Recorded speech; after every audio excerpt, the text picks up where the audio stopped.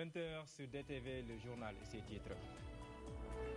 Le Sud-Just ne décolère toujours pas pour les membres du syndicat des travailleurs de la justice. Leur ministre de tutelle est à l'origine de leurs mots. Il l'accuse d'œuvrer pour la non-matérialisation des accords déjà signés. Journée internationale des droits humains, Amnesty International Sénégal donne une mauvaise note à notre pays.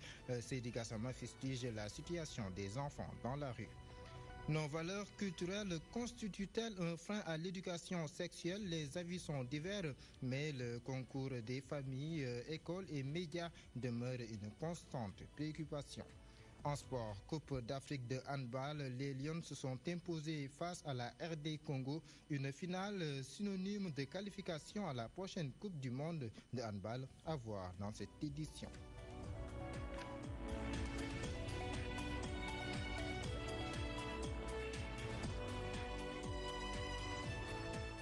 Bonsoir. La non-matérialisation des engagements pris par le président de la République est un blocage que le ministre de la Justice est en train de causer.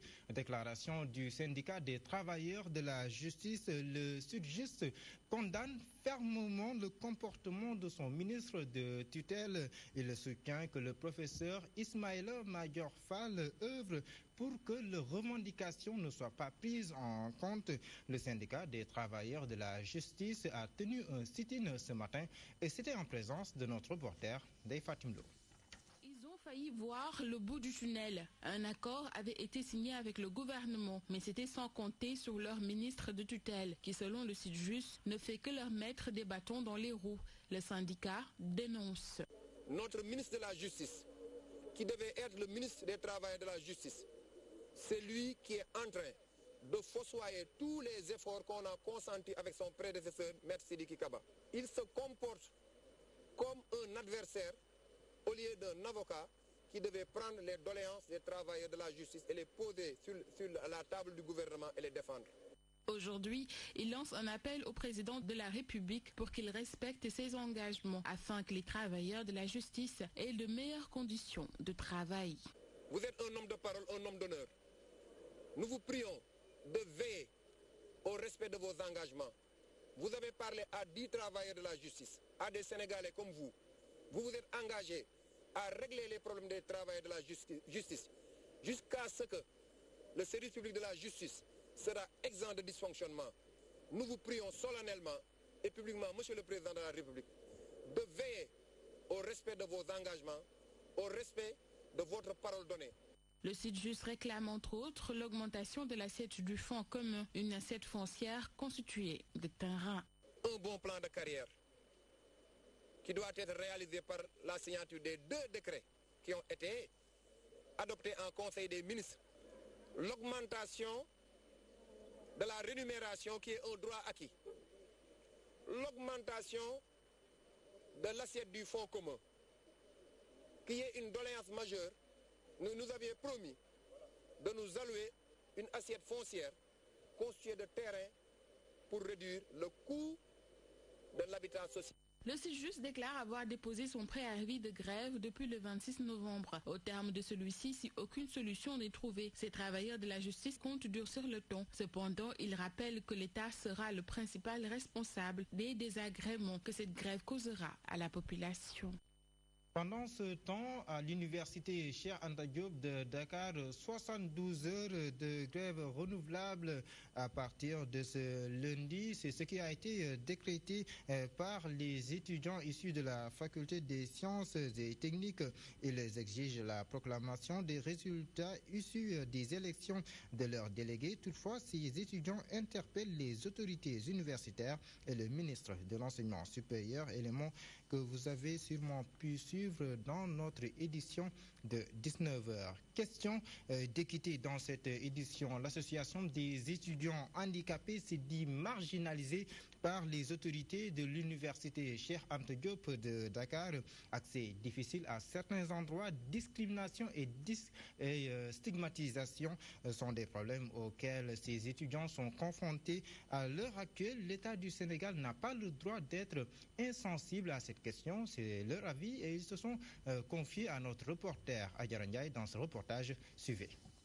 Les étudiants vivant avec un handicap dénoncent la situation difficile à laquelle ses membres sont souvent confrontés. Ils disent être laissés en rade dans l'espace universitaire. Aujourd'hui, dans le domaine pédagogique, il y a des problèmes d'accès à des endroits difficiles comme les amphithéâtres, les salles de TD, les outils mal adaptés, etc. Mais aussi dans le domaine social, nous avons aussi des problèmes. Parce qu'aujourd'hui, nous avons un problème d'accessibilité dans les restaurants. Aussi au niveau de l'insertion professionnelle. Les étudiants, depuis 3 ans, 4 ans, ils terminent les diplômes, leurs études. Ils ont leur diplôme, mais jamais ils ne parviennent pas à obtenir un emploi décent. Pour y remédier, l'association compte mener le combat déjà présent pour que les générations à venir puissent ainsi jouir de leurs droits. Nous, personnellement, on compte vraiment sensibiliser les autorités, mais aussi sensibiliser nos camarades étudiants à vraiment rallier à cette cause pour que demain on puisse vraiment aider les personnes handicapées ainsi que les générations qui doivent venir ici aussi puissent aussi après les études obtenir un emploi comme tout le monde. Créée en 1989, l'association des étudiants handicapés milite pour la promotion, l'épanouissement et la réussite de ses membres. L'objectif majeur est de sensibiliser les autorités, les professeurs sur les problèmes spécifiques auxquels sont confrontés les étudiants en situation de handicap. Journée internationale des droits humains, un événement mondial qui interpelle tous les pays du monde. Que dire donc du nôtre? Selon Amnesty International, le Sénégal n'a pas un bon bilan en matière de protection des droits humains. Le directeur exécutif d'Amnesty International, section Sénégal, atteste sa déclaration par la situation des enfants talibés. Anta Diédhiou l'a rencontré. Toujours pas de solution pour sauver les enfants qui errent dans la rue. Selon Amnesty International, les droits de l'homme ne sont toujours pas respectés. Je dirais que la situation des droits humains au Sénégal est très mitigée. Très mitigée.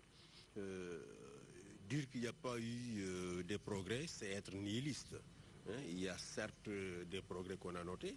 Les enfants talibés, c'est des dizaines de milliers d'enfants qui quotidiennement au Sénégal mendient de 5h, 6h du matin jusqu'à 23h, totalement dans une misère totale pour entretenir des maîtres coraniques.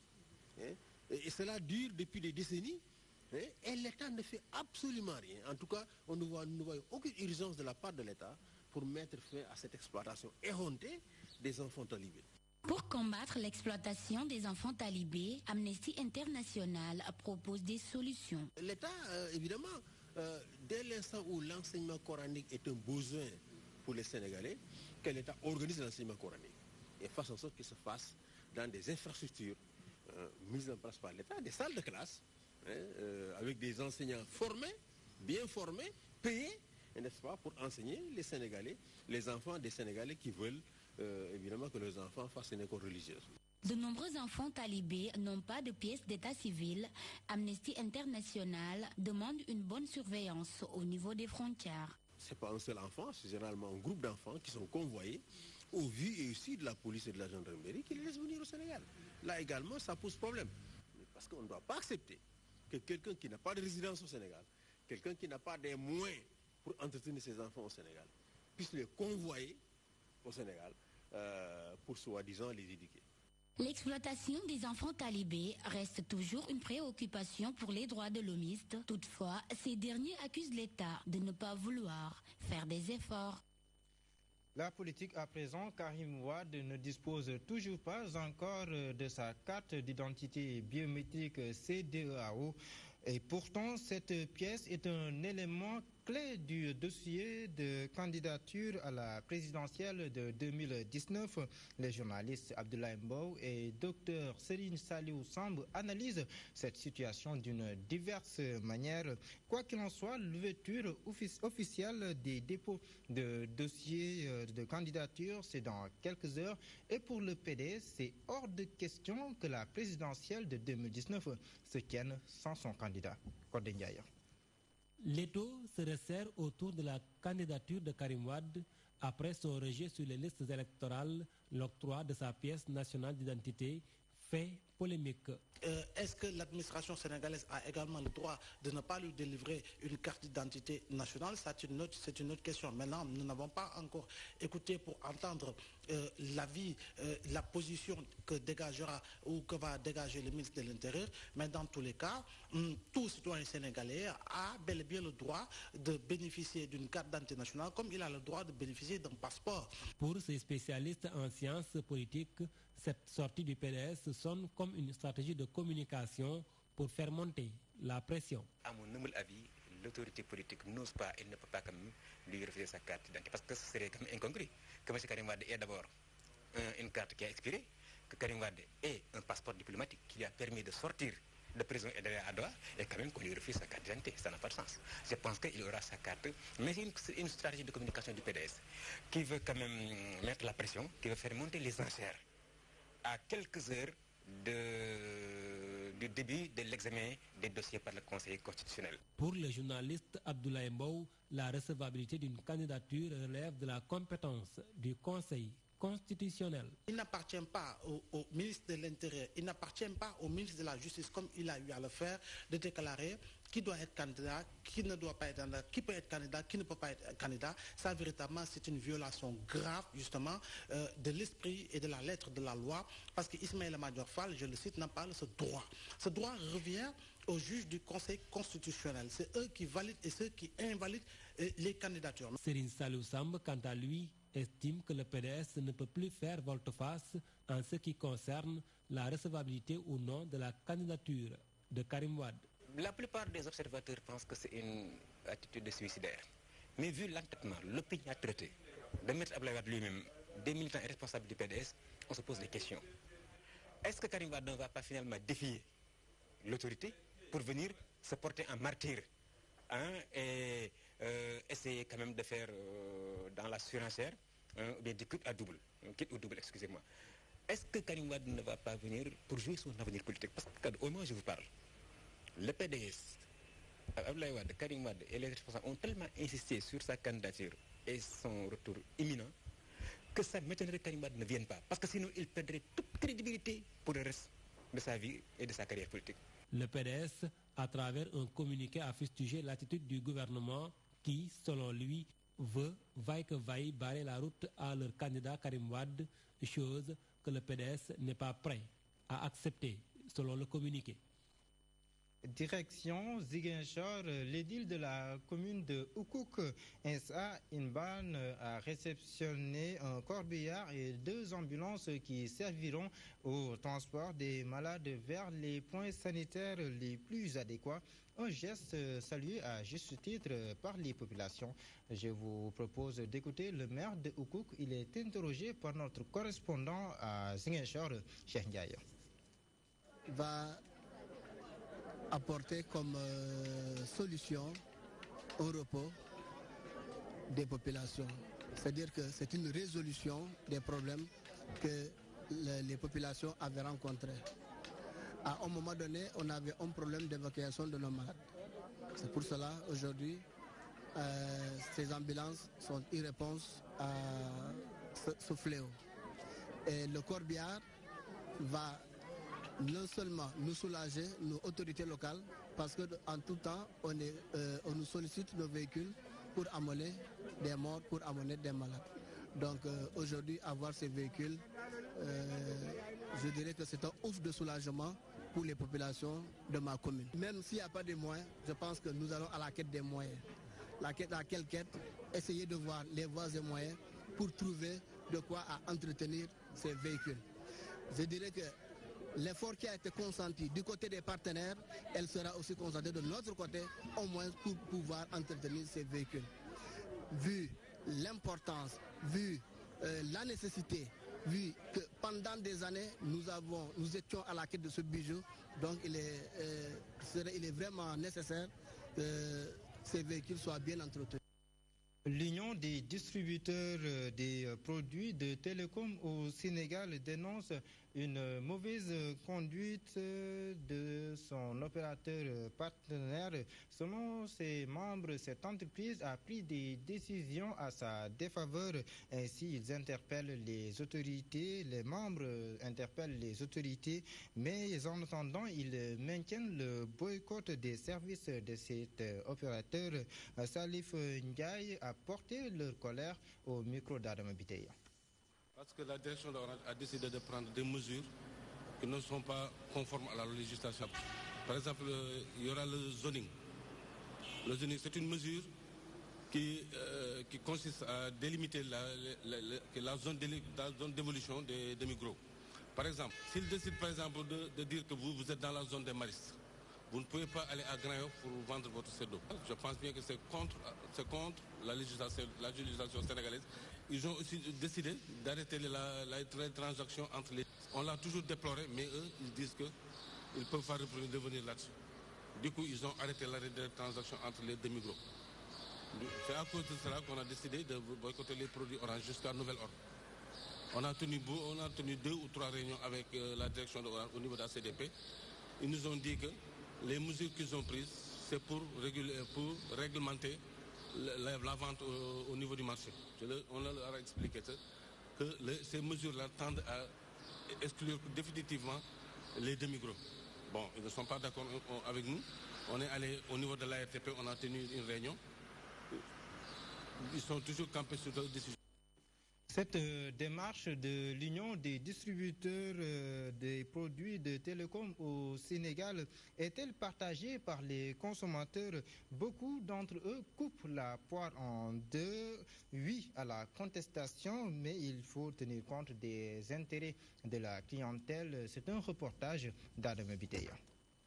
Ils sont nombreux, sont ces acheteurs de ces dos qui dénoncent le boycott des distributeurs de ce produit. Selon ces utilisateurs, ces derniers doivent faire preuve de compréhension à l'endroit de ceux qui n'ont pas des moyens pour acheter des cartes de crédit. Ça va causer un problème, c'est les clients, bien les clientes. Moi, la plupart, j'achète avec mon compte Orange Money. Les autres et les autres ne sont pas à mes moyens. Mais je veux que les opérateurs et les vendeurs trouvent un terrain d'entente. Tout problème peut éventuellement avoir une solution de la vie de ce citoyen. Il soutient que ce boycott n'arrange en aucun cas les citoyens. Ni 1000 francs, ni 500, ni 200, 300. Ces clients abondent dans le même sens et invitent les revendeurs de faire une concertation avec les différentes parties prenantes afin de pouvoir leur satisfaire. Regrettons vraiment ces décisions concernant ceux qui vendent les CEDO. Et dans ce cas, nous interpellons l'Orange pour qu'il y ait une vraiment efficacité avec ces gens qui travaillent avec cette entreprise. Quelqu'un ne va pas s'effacer comme ça, abandonner son travail. C'est dans ça qu'il vit peut-être. Mais il faut quand même se concerter avec le patron. Le patron a tranché. Cette situation ne laisse pas indifférente la population. Ainsi, elle demande aux distributeurs de revoir leur manière de faire et essayer de trouver un consensus avec leurs opérateurs de téléphonie avant de perdre leurs clients. Sur un tout autre registre, 44e Assemblée générale de la conférence permanente des chambres consulaires africaines et francophones, l'employabilité des jeunes au cœur des échanges. Un important programme a été lancé à cet effet avec le concours de l'Union européenne. Magnon Aïdara pour plus de précisions. La problématique de l'employabilité des jeunes est devenue aujourd'hui un enjeu crucial de développement pour la plupart des pays africains. C'est ainsi que plusieurs programmes et projets sont mis en œuvre avec parfois l'appui de partenaires. C'est le cas du programme régional Archipelago. C'est un programme qui vise à améliorer l'employabilité des jeunes en renforçant notamment leurs compétences professionnelles. Et c'est un programme en fait qui se veut vraiment pragmatique et qui veut trouver des solutions locales, c'est-à-dire qui va voir localement quelles sont les opportunités locales, les filières porteuses, etc. Et il y a toute une mise en réseau dans ce programme entre les partenaires publics, les partenaires privés, le secteur privé bien sûr. Et l'idée c'est donc vraiment d'aider les jeunes à trouver un emploi. Archipelago, un programme sur 5 ans et dans 12 pays africains dont le Sénégal va améliorer l'employabilité et l'intégration des jeunes sur le marché de l'emploi. Un programme qui rejoint ainsi ce qui se fait au Sénégal. Là d'ailleurs le Sénégal était déjà un tout petit peu en avance parce que le Sénégal avait mis en place un certain nombre de projets et de programmes pour permettre aux jeunes d'avoir ici sur place non seulement une bonne formation, mais de s'y réaliser en tant qu'opérateur économique, en favorisant l'auto-emploi, en mettant en place des organisations comme la délégation à l'entrepreneuriat rapide comme la DER et d'autres programmes qui sont développés aujourd'hui par les différents ministères pour permettre à nos jeunes, qui sont notre principale richesse, de trouver ici du travail au Sénégal. Le montant de ce projet s'élève à 15 millions d'euros. Il a été lancé en marge de la 44e Assemblée générale de la conférence permanente des chambres consulaires africaines et francophones qui se tient à Dakar les 10, 11 et 12 décembre 2018. Notre société et ses tabous, les débats ayant trait à la sexualité, au cycle menstruel et autres sujets sensibles sont rarement posés sur la place publique. Question: comment éveiller les consciences sans pour autant faire entorse à nos réalités et valeurs culturelles, ce qui semble être un dilemme et bien surmontable avec le concours des familles, des écoles et des médias, n'est-ce pas, Nene Aram Diouf? Mariage, sexe, cycle menstruel, des sujets difficiles à aborder au Sénégal, à caractère religieux. Certes, on doit mesurer les propos, mais on doit aussi exposer ces genres de sujets par mesure de prévention, selon ce prédicateur.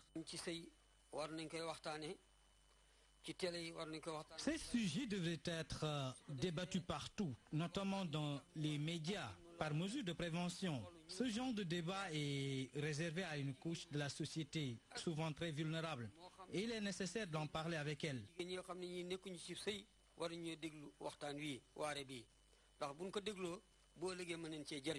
Selon ce prédicateur, les parents doivent en discuter avec leurs enfants sur tout ce qui sont en âge de puberté.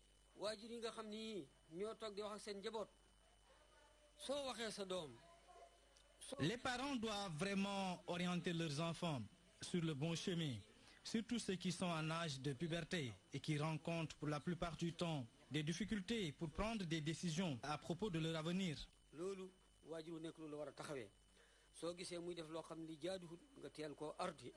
D'après cette dame, aucun sujet n'est tabou. C'est l'approche qu'il faudrait revoir, surtout sur les réseaux sociaux. Il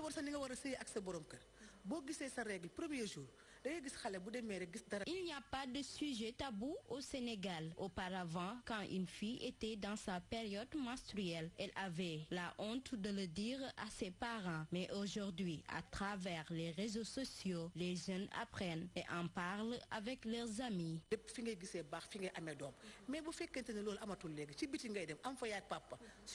Le Wolof, une langue en plus ou moins compliquée, et certains mots sont jugés vulgaires par les Sénégalais.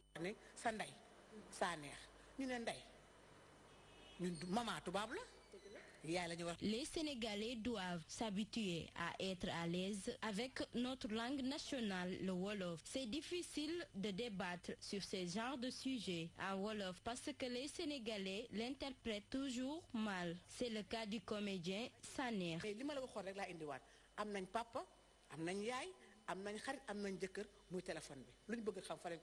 Dans la société sénégalaise, on n'ose pas soulever des discussions qui parlent de sexe, entre autres. Les jeunes ont besoin d'en parler, mais par crainte. La culture empêche d'aborder certains sujets jugés tabous. Par contre, ces sujets devraient poser dans les familles, les médias, ne serait-ce que pour prévenir. De la société à la culture, projection de films, débats, ateliers sont au cœur de la première édition du Festival international de court-métrage. La manifestation va permettre de promouvoir le cinéma en général avec un accent particulier sur le court-métrage. Amadou Martar Ndiaye nous en explique les contours.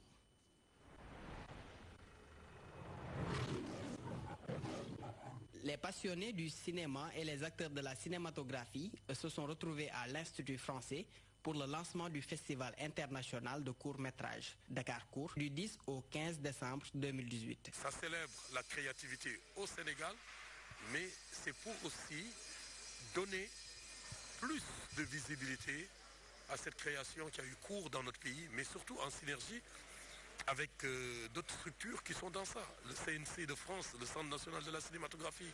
Ce festival va permettre aux jeunes de côtoyer des réalisateurs de renom, mais aussi de se performer.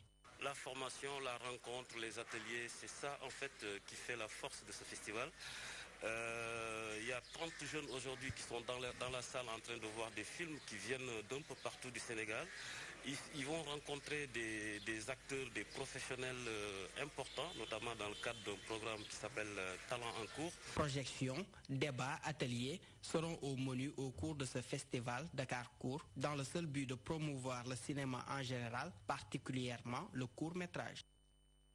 Le sport à présent, je vous l'annonçais en titre, Coupe d'Afrique de handball. Le Sénégal est en finale. Les Lions se sont imposés devant la République démocratique du Congo à l'issue d'une rude rencontre avec un but d'écart. Plus de détails dans ce récit signé Sambou Biagui. Les Lions et le peuple sénégalais peuvent ainsi oublier Luanda 2016 où l'équipe nationale du Sénégal avait été éliminée sur tapis vert au profit de la Tunisie. Après un brillant premier tour qui a vu les coéquipiers de Awa Ndiaye dominer leur adversaire, mais également en quart de finale avec cette victoire contre la Guinée, le Sénégal vient de décrocher sa qualification en finale. Une finale historique puisque depuis 1974, l'année de la création de la Confédération africaine de handball et la première Coupe d'Afrique des Nations qui avait vu la participation de 4 équipes, le Sénégal n'a jamais atteint une finale de Coupe d'Afrique des Nations. Face à la République démocratique du Congo, les Lions du Sénégal ont démontré qu'elles méritaient de jouer la finale de 2016. En effet, le Sénégal a très tôt dirigé la rencontre en menant déjà à la mi-temps par 11-9. Toutefois, à la deuxième mi-temps, l'équipe congolaise s'est révoltée en revenant à un but d'écart. Avec le score de 22-21, le Sénégal se retrouve en finale de la Coupe d'Afrique des Nations. Une belle page du handball sénégalais qui s'ouvre ainsi. Et le Sénégal sera l'une des équipes qui va représenter l'Afrique au championnat du monde qui aura lieu au pays du soleil levant. Une victoire également qui voit le sacre d'une génération dorée de jeunes joueuses sénégalaises évoluant dans le championnat français. La finale de la Coupe d'Afrique des Nations est prévue le 12 décembre prochain au Congo-Brazzaville. Après cette compétition, Sambou Biagui, intéressons-nous à cette question: qui va organiser la prochaine Coupe d'Afrique des Nations de football? À moins de 9 mois de la compétition, les candidatures ont fini de s'affirmer. Le Maroc, l'Égypte et l'Afrique du Sud sont en lice. L'administrateur du site d'information Sport Inter s'est prononcé sur cette question dans ce reportage signé Bakary Cissé.